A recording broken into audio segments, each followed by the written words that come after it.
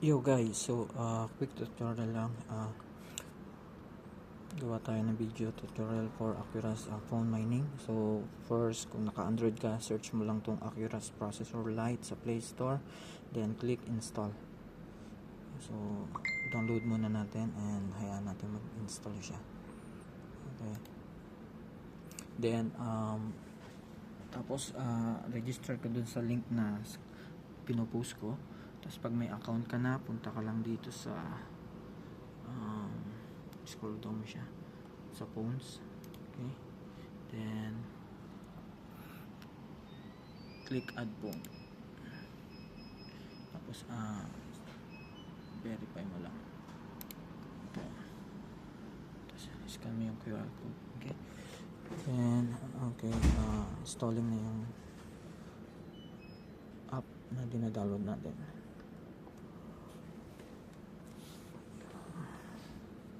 Okay, click open,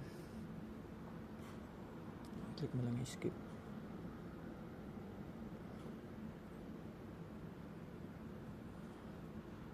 On board with hub.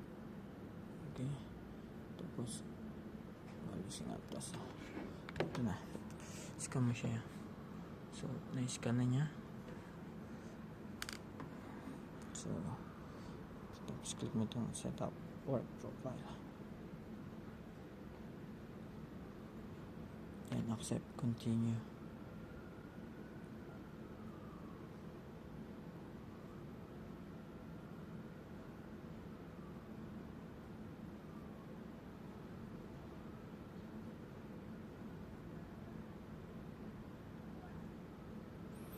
Tapos click next.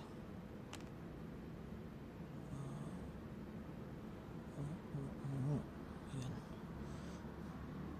So ayun na siya. Antayin lang natin. Dapat yung status niya is active, tapos attested.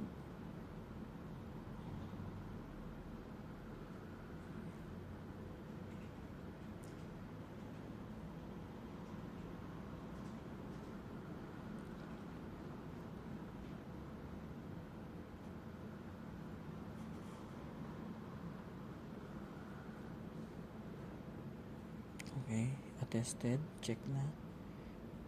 Tayo lang natin yung maging active siya.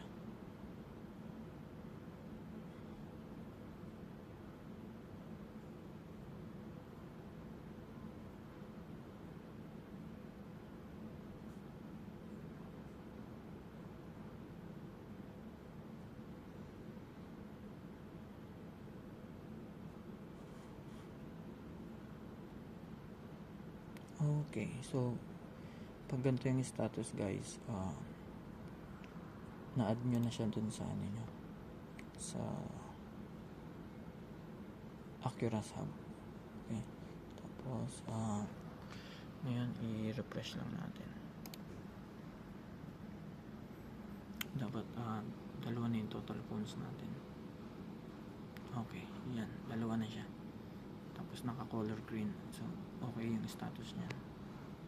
So ganyan lang yung pagse-setup guys. Thank you.